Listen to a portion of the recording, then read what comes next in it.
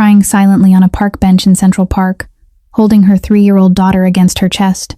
She told her whole life to a stranger she'd never seen before. She didn't know his name. She didn't know the scars on his hands came from a world most people only see in movies. She didn't know that when he walked into a room, powerful men stopped talking and feared for their lives. She just knew he was the first person in years who looked at her and asked if she was okay. Gianna Vale was 28, a single mother with nothing left. Her ex-husband had disappeared overnight, leaving behind an $80,000 debt to the kind of people who don't send letters, they send threats. They'd photographed her little girl at daycare. They'd followed her 19-year-old brother walking into NYU. She'd lost her job because these men showed up at the restaurant where she worked, and now the fridge was nearly empty. The rent was 2 months overdue, and she had 72 hours before everything she loved would be taken from her. She came to the park that October afternoon not to relax, but to breathe, to think, to find one reason not to collapse. And that's when he sat down. Nico Valenti, 36 years old, head of one of the most powerful crime families in New York, a man whose name made entire city blocks go quiet.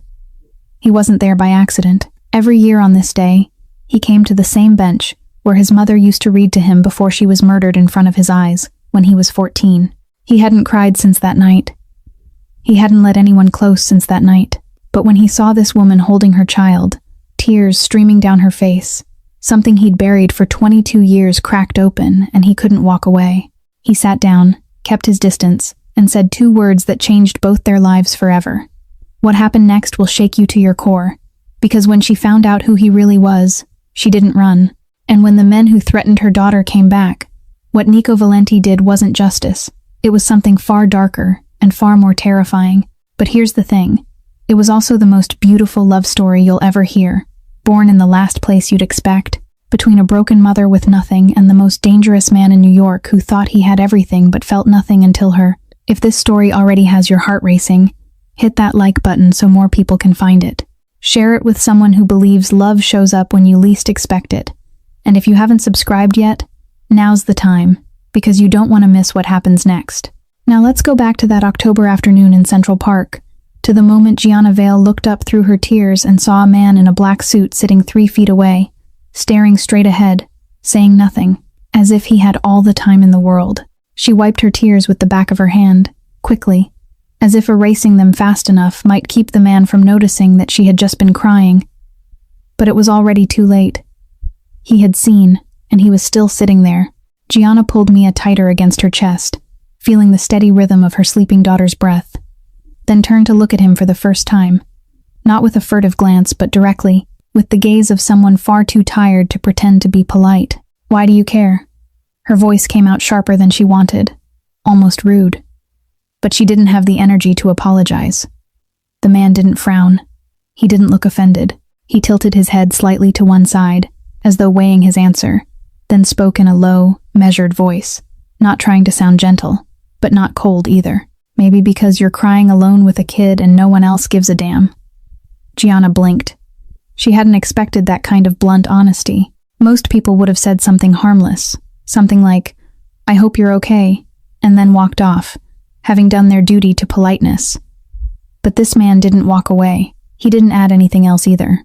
He simply sat there, both hands resting on his knees, his eyes fixed ahead, on the row of trees turning color beneath the October afternoon light. The silence stretched on, not the kind of awkward silence that settles when 2 strangers sit too close together on a bus. This was something else, heavier, and yet, strangely, not uncomfortable, as if he were saying through his silence that she didn't have to say a word if she didn't want to, and he would still remain here. Gianna studied him from the corner of her eye, the black suit, tailored to perfection, the kind of fabric she used to see on the wealthiest guests back when she worked at the restaurant. And she knew that suit cost more than 6 months of rent for her apartment. The watch on his left wrist, black face, silver hands, not flashy, but carrying that kind of quiet luxury that didn't need a nameplate.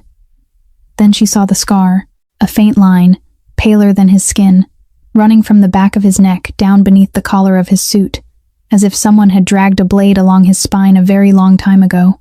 His hands had scars too, small marks across his knuckles, the kind of injuries people don't get from sitting behind a desk. His eyes were fixed on a distance that wasn't really distance at all. Not on the trees, not on the people passing by, but on something that wasn't here, something that had happened a long time ago and still hadn't loosened its grip on him. Gianna didn't know why she started talking. Maybe because he was a stranger. Maybe because she would never see him again. Maybe because she had held everything inside for too long and it was eating her alive from the inside out, and if she didn't tell someone right now, she would shatter right here on this stone bench. "My ex-husband was a gambler," she said softly, her eyes lowered to Mia's curly hair. "Not the kind who loses a few hundred at a poker night. The kind who borrows $80,000 from people who break bones for a living." She stopped, waiting for him to react, waiting for a shocked intake of breath or some useless advice. But he did nothing. He only listened. He disappeared. 6 months ago, just gone. Left me with his debt, his daughter, and a landlord who doesn't care about my sob story. Her voice trembled a little, but she forced it steady again. "I lost my job because they showed up where I worked, twice. Scared the customers. My boss said he couldn't risk it." Mia stirred in her lap, made a small sleepy sound, then drifted back under. Gianna kissed the top of her head, breathing in the scent of children's shampoo, the only scent left that could still keep her anchored to the earth. "And now they're watching us." Her voice was almost a whisper. "They took a photo of her, my daughter, at her daycare, sent it to me like it was nothing. That was when she saw it. The shift, small, almost impossible to notice if she hadn't happened to be looking right at him. His jaw tightened, not much, just a slight movement beneath the skin, a muscle rising and then settling in an instant. But enough. Enough for Gianna to know that the last thing she had just said had touched something inside this man. Something deep and dark and very, very dangerous. He still didn't speak. Still looked ahead, but he wasn't looking far away anymore. He was here now, entirely here. And Gianna, though she didn't understand why, felt that for the first time in a very long while, someone was truly listening to her. Gianna didn't know how long she had been talking. The words kept pouring out of her like water bursting through a broken dam, out of order, with no attempt to make them neat or coherent. She told him about the sleepless nights spent combing through job listings, sending applications anywhere that was hiring, from grocery stores to dishwashing stations, and how every rejection carved another wound into the little confidence she still had left. She told him about the studio in the Bronx, where the hot water only ran for half the day, and the walls were so thin she could hear her neighbor coughing at night, where she was already 2 months behind on rent, and knew her landlord wouldn't wait for a third. She told him about Tommy, her younger brother, 19 years old. In his first year at NYU, on a partial scholarship, the smartest boy she had ever known, always believing his sister had everything under control, that somehow things were still being managed, because she had never once let him see otherwise. "He thinks I got it together," she said, giving a small laugh that held nothing joyful in it at all. "He calls me every Sunday, and I tell him everything's fine. Every single Sunday I lie to the only family I have left." The man still didn't interrupt. He didn't nod just to fill the space. He didn't look at her with pity. He simply sat there, taking in every word, every sentence, and Gianna had the strange feeling that he was weighing everything she said, not to judge her but to understand, to truly understand, as if it mattered to him, though she couldn't begin to fathom why. Then he spoke. For the first time in all the time she had been talking, he opened his mouth, and the question was so brief, Gianna almost missed it. "How much?" She blinked. "What?" "The debt. How much do you owe?" 80,000. He didn't react to the number. He didn't draw in a breath, didn't frown, didn't shake his head. $80,000.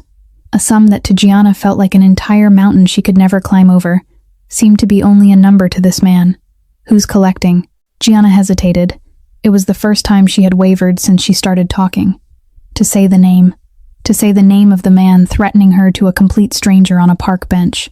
But then she remembered the photo of Mia at daycare, remembered the text message, remembered the way they had shown up at the restaurant where she worked, and looked at her as if she were something they owned. She had already lost everything. What was left to protect? "A man named Frank," she said. And the world changed. Not loudly, not dramatically. It was only that the eyes of the man beside her turned darker, as though someone had pulled a curtain down behind his pupils, covering whatever softness she had glimpsed in him when he first sat down on this bench a few minutes ago. He knew that name. Gianna didn't need him to confirm it. She saw it in the way his jaw hardened, in the way his fingers curled slightly over his knee, and then stretched out again. Slow, controlled, as if he were restraining something that, if released, would become very, very bad. He rose to his feet. The movement was clean and decisive, not rushed but without hesitation. Gianna looked up at him, her heart beating faster without knowing why. He slipped a hand into the inner pocket of his suit and pulled out a card. Small, black, silver lettering. No logo, no title, no address, just a name and a string of numbers. He held it out to her, and Gianna noticed that his hand wasn't trembling at all, not even slightly, steady as stone. "Call me before your 72 hours are up," he said. "I'll handle it." Gianna looked at the card, then up at him. "Why?" One word, but it carried everything. "Why do you care? Why are you helping? Why would a man in a suit worth thousands of dollars stop for a single mother crying on a park bench?" Nico Valenti looked down at Mia. The 3-year-old was still asleep in her mother's arms, her tiny hand clutching a fold of Gianna's shirt, completely unaware of the world threatening to swallow her whole. He looked at the child longer than he had looked at anything else since sitting down on this bench, because no child should pay for someone else's sins. Then he turned and walked away. His back straight, his steps even, never looking back. His figure blended into the stream of people, moving along the path through the park, past joggers and couples walking hand in hand and children laughing, and for a few seconds he was only a black suit in the middle of an October afternoon. Then he was gone completely. Gianna remained there alone, Mia still sleeping. The wind moved softly through the trees. She looked down at the card in her hand and realized her fingers were shaking. She read the name printed on it, read it again and again, and it stirred nothing except a vague, haunting feeling that something had just happened on this park bench that was far larger than anything she could understand in this moment. The bus ride back to the Bronx lasted 40 minutes, but Gianna couldn't remember a single one of them. She held Mia with one arm, while the other kept the black card tucked inside her coat pocket, her thumb brushing over its edge again and again as if she stopped touching it, it would disappear, and all of this would turn out to be a dream. When she got back to the studio on the 3rd floor, she pushed the door open with her shoulder, because both hands were occupied, laid Mia down in the small crib pressed against the wall, then opened the refrigerator. A pale yellow light spilled out, illuminating the emptiness inside. 1 can of children's formula, almost finished. Half a loaf of bread. A jar of peanut butter scraped nearly to the bottom. She made Mia's milk, waited for her to finish drinking, wiped her mouth, changed her into sleep clothes, and tucked the blanket around her. Mia yawned once, then closed her eyes almost immediately, with the careless sleep of a 3-year-old child who didn't know her mother was counting every hour. Gianna sat down on the floor beside her daughter's bed, leaned her back against the wall, and pulled out her phone. A crack ran diagonally across the screen from the left corner to the right, and she had been using it like this for nearly a year, because she didn't have the money to replace it.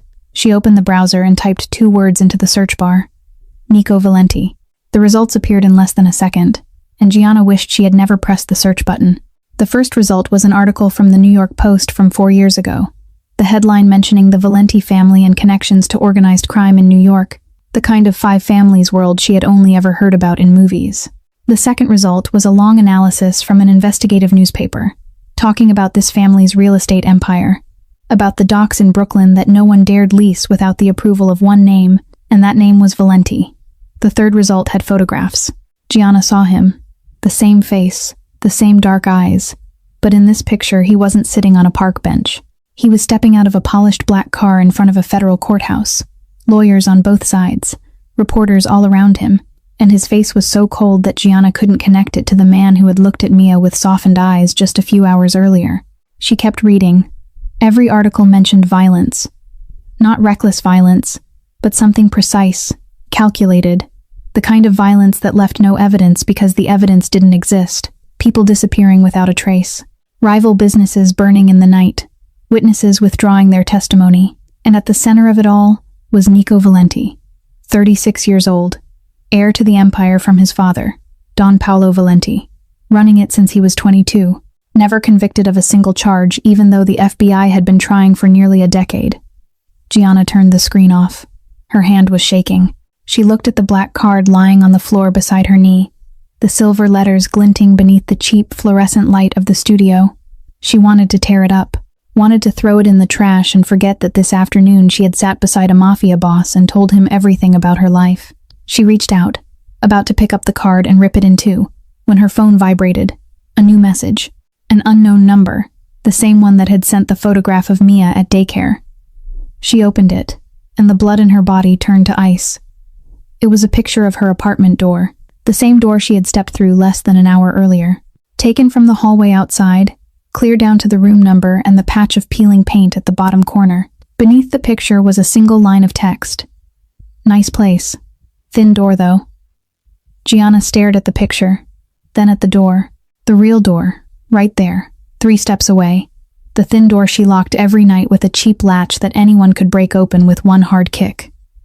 They had been here, right outside. While she and Mia were inside, she bolted into the bathroom and retched. There was nothing in her stomach to bring up, so she only folded over the toilet, her stomach muscles twisting, tears streaming down her face without her being able to control them. She splashed cold water over her face, braced both hands on the sink, and looked into the mirror. The face looking back at her seemed older than 28.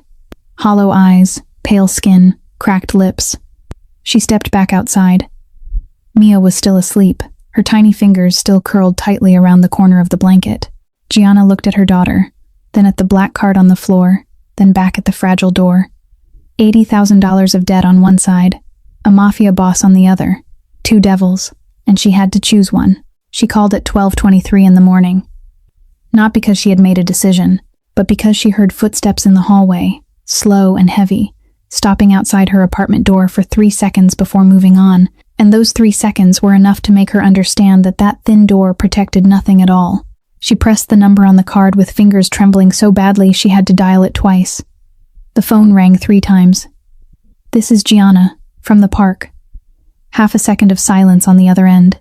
Then his voice came through, not sleepy, not surprised, calm as if he had been expecting this call ever since he walked away from that park bench that afternoon. "I know. Tomorrow morning, 9 o'clock. I'll send you the address." Then he hung up. He didn't ask if she was all right. He didn't ask what had happened. Just one clipped instruction, and the dead hum of the line. Gianna stared at the darkened screen, then at the message with the address that appeared 3 seconds later. An address in Midtown Manhattan. She set the phone down and lay beside Mia, but sleep didn't come. She lay there staring at the ceiling, listening to the pipes dripping from the floor above, listening to the distant cry of an ambulance somewhere out on the street, listening to the steady breathing of her 3-year-old daughter beside her, and thinking about $80,000, about Frank, about the photograph of the door, about the man on the park bench with the scar at the back of his neck, and the way his eyes had darkened when he heard Frank's name, about the articles, the deaths, the people who vanished. Her hand still held the card, clenched tight in her palm all night, and when the sky began to lighten, she opened her hand and saw that the edge of the card had pressed a deep red line into her skin, sharp as a knife mark. She placed the black card carefully on the edge of the sink, ensuring not a single drop of water would touch the silver lettering before stepping into the shower. She got up at 6. Mia was still asleep. Gianna stepped into the bathroom, no bigger than a closet, turned on the faucet, waited 30 seconds for the water to warm, then showered quickly. She stood in front of the wardrobe with both doors open, looking at the few clothes hanging inside. She chose the white blouse, the only one that still looked decent, even though the collar was beginning to fray, and the second button from the bottom had been sewn back on with thread that didn't match. Black pants, the only pair whose knees hadn't faded. Black flats, the only shoes she owned that weren't torn, though the soles were so worn she could feel every pebble beneath her feet when she walked.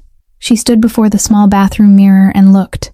The face staring back at her was still tired, still ringed with dark circles beneath the eyes, still marked by a fear she couldn't hide no matter how hard she tried. But there was something else there this morning. In her eyes, not hope, not yet, but something close to resolve. The look of someone who had already hit bottom and knew that wherever the next step led, it couldn't be worse than standing still. She carried Mia to the apartment next door and knocked softly. Mrs. Patricia Webb opened the door, 68 years old, silver hair pinned high, floral robe on, eyes kind but sharp. She was the only person in this building who had ever helped Gianna without wanting something in return. The one who watched Mia whenever Gianna had to go to a job interview. The one who quietly left cans of formula outside her door and pretended she knew nothing about it. "I need a few hours," Gianna said. "I have a meeting, Mrs." Webb looked her up and down, took in the freshly pressed clothes, the red eyes hollowed out by lack of sleep, and asked nothing more. She simply held out her arms for Mia. "Take your time, honey." Gianna kissed Mia on the forehead, whispered into her little ear that Mommy loved her, then stepped back into the hallway, pulled the door closed, and stood there for 1 second, breathing in, breathing out. Then she went, down 3 flights of stairs, through the front door of the old building, out onto a Bronx street already stirring with buses and horns, and the smell of coffee from the shop on the corner. She walked 4 blocks to the subway station, swiped a Metro card that was nearly out of money, stepped onto the southbound 6 train, toward Manhattan, toward the glass tower in Midtown, where the most dangerous man she had ever met was waiting for her. She stood in the crowded train car, one hand gripping the pole, the other wrapped around the black card inside her coat pocket, and she didn't know whether she was moving toward salvation or toward the edge of an abyss. But she was moving, and today, that alone was enough. The building didn't look like anything she had imagined. There was no skull emblem, no iron gate, nothing that screamed this was the operational center of a crime family. It looked like a high-end real estate company, its blue glass facade reflecting the Manhattan sky, a small, elegant logo etched into the stainless steel revolving door, the kind of building Gianna would pass every day without ever thinking of stepping inside. She stood on the sidewalk across from it for nearly 2 minutes before crossing the street. The people moving along the block were all dressed in finely tailored suits, polished leather shoes, briefcases in hand, phones pressed to their ears, walking with the quick, assured stride of people who knew exactly where they were going and exactly what they were worth. Gianna looked down at her worn flats and almost turned back toward the subway station. But she didn't. She stepped through the revolving door, and the world changed. Inside the lobby, everything was quiet in a way that felt unsettling. Black marble floors, gray walls, decorative greenery placed with precision so exact it seemed measured down to the last inch. A long black granite reception desk with 2 people seated behind it, beautiful and cold as statues. But the first thing Gianna noticed wasn't the luxury. It was the men. They stood at every corner, dressed in suits, tiny, nearly invisible earpieces tucked near their ears, their eyes sweeping over her the moment she walked in, and assessing her in less than a second. Not corporate staff, bodyguards. Cameras were everywhere, small, discreet.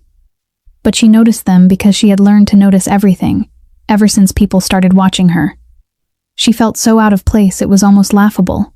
The blouse with the fraying collar, the button sewn back on with mismatched thread, the worn shoes, all of it in the middle of a place where even the doorman looked more expensive than everything she owned put together. She didn't belong here. Every cell in her body knew it. "Gianna Vale?" The voice came from her right. She turned and saw a woman approaching, around 40 years old. Black hair cut just to the shoulders. A sharp face with high cheekbones and brown eyes that missed nothing. She wore a dark gray suit, no jewelry except a small-faced watch, and moved with the bearing of someone accustomed to controlling every room she entered. "I'm Carla Montero. Follow me." No handshake, no smile, no asking whether the trip had gone well. She simply turned and walked, assuming Gianna would follow. And Gianna did. Through the lobby, past the bodyguard's watchful eyes, into a private elevator that Carla opened with a key card. The doors slid shut, and Gianna caught her reflection in the polished steel wall. She looked small, frightened, out of place, but she was still here. The elevator stopped at the top floor. The doors opened onto a wide hallway. White walls, abstract paintings hung at even intervals, soft light spilling from recessed fixtures overhead. At the end of the hallway stood a dark oak door, no nameplate, no room number. Carla knocked once, then opened it without waiting for an answer. "She's here." Then she stepped aside. Gianna walked in, and the room swallowed her whole. Not because it was large, though it was, but because of the air inside it. The curtains were half drawn, filtering the light into muted gold bands across the dark wood floor. The furniture was all black and deep brown, bookshelves running along one wall, an enormous walnut desk at the center, 2 black leather chairs facing it. The scent of oak and whiskey lingered in the air, faint but impossible to ignore. The smell of old money and silent power. Behind the desk, floor-to-ceiling windows opened onto the full sweep of Manhattan, the skyline like a row of silver teeth beneath the morning sun. And Nico Valenti was standing there, in front of the glass, his back to her. Black suit, no tie, one button of his shirt left open at the collar. When he heard her step inside, he turned and rose to meet her. Not rose because he had been sitting, but in the way he turned fully toward her, tipped his head slightly, and waited for her to come closer, without stepping forward to overpower her. A small gesture. Most people wouldn't have noticed, but Gianna noticed, because she had lived long enough with a man who never stood for her, never held a door, never looked at her as if she deserved respect. "Sit down," Nico said, his voice even, one hand motioning toward the leather chair across from the desk. Gianna sat. He sat opposite her. Between them stretched the broad walnut surface, holding nothing except a glass of water already poured on her side and a cup of espresso on his. She looked at the water, then up at him, and waited. He looked back at her. Unhurried, not speaking right away. And in those few seconds of silence, Gianna understood that whatever was about to be said in this room would decide everything. "Frank Del Vecchio," Nico said, and the name fell from his mouth like something foul-smelling he was forced to touch. "I know him. Better than you think." Gianna said nothing. She sat with her back straight in the leather chair, both hands resting on her lap, waiting. Nico took a sip of espresso, then set the cup down, slow and exact, every movement under control, as if he had never done anything hurried in his life. "He used to work for my family, years ago. Low-level, collections, the kind of dirty work nobody wants but somebody's gotta do." He paused, his eyes looking past her, toward something farther away than the wall behind her. But Frank had a problem. He liked power too much. Started running his own loan operations on the side, charging interest rates that'd make a bank blush. And when people couldn't pay, he didn't just threaten them. Silence. He went after their families. Gianna felt a chill travel down her spine. She knew exactly what he meant because she was living it.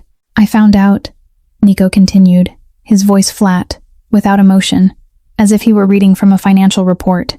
"Gave him one warning. He didn't listen, so I cut him off. Removed him from every operation, every contact, every protection the Valenti name provides. That was 4 years ago." He looked straight into her eyes. "Frank Del Vecchio is running his little empire on borrowed time. He's got no backing, no muscle worth a damn, and no protection. The only reason he's still in business is because I haven't considered him worth my attention. Until now." Gianna swallowed hard. "What are you saying?" "I'm saying the $80,000 your ex-husband owed him. It's gone. I'll wipe it. Not a loan, not a favor you'll owe me later, not a trade. Gone." She blinked. $80,000. Erased. Just like that. "In exchange," Nico said, and Gianna felt her whole body tense because here it was. Here was the price. Here was the moment she would find out what he really wanted. "You come work for me." She stopped breathing. "I own a restaurant in Soho, Fontana. Italian, high-end, legitimate business. Tax records clean, health inspections perfect, everything above board. I need someone to manage front of house. Someone who knows how to deal with people, handle pressure, think on their feet. From what you told me yesterday, you've done that your whole life." Gianna opened her mouth, then closed it again. She had prepared herself for everything. Prepared herself to be forced into something illegal. Prepared herself to have to refuse something disgusting. Prepared herself to run from this room. She had not prepared herself for a legitimate job offer. Real salary, real contract, benefits. "You'd report to Carla, the woman who brought you up here. She runs the day-to-day." He leaned back in his chair. "That's the deal." "I don't understand," Gianna said, and her voice came out sharper than she intended, because suspicion had sunk too deep into her bones to be erased by an offer that sounded too good. "I've read about you. I know what you do, what your family does. So why would you do this for me? What's in it for you?" Nico didn't frown. He didn't look offended. He looked at her, and Gianna saw something shift behind his dark eyes, quick, almost too quick to catch, like a light flashing once in a dark room and then vanishing. "I'm not a good man, Gianna." He didn't say it to impress her. He didn't say it to threaten her. He said it the way a man states a fact he has lived with too long to feel anything about anymore. "I've done things that'd keep you up at night. Things I won't apologize for. That's who I am." He paused. "But I have rules. And the first rule is you don't use a woman's child to threaten her. You don't go after kids. You don't touch what can't fight back." His voice didn't rise, but Gianna could feel the weight behind every word, like stones dropping into deep water. My mother was killed when I was 14, he said, and the room changed. The air thickened. The light filtering through the curtains seemed darker. She was holding me when it happened. I felt her arms go limp around me before I understood what the sound was. I was 14, and I was covered in my mother's blood, and I couldn't do anything. Silence. Not polite silence. Heavy silence. The kind that had weight, pressing against Gianna's chest until she forgot to breathe. I couldn't save my mother. He looked at her, and for the first time since she had walked into this room, his eyes weren't cold. Not warm exactly, but there was something there. Deep, wounded, real. But I can make sure no one uses your daughter against you. That I can do. Gianna sat still. Her heart was pounding so hard she could hear it in her ears. She looked at the man across from her, and she didn't see a mafia boss. She didn't see a killer. She saw a 14-year-old boy holding his mother and unable to do anything. She didn't trust him. Not yet. Maybe she never fully would. But she understood him. And sometimes understanding is enough to keep moving even when trust isn't there. Okay, she said. Her voice was quiet, but it didn't shake. I'll do it. Nico nodded once. He didn't smile. He didn't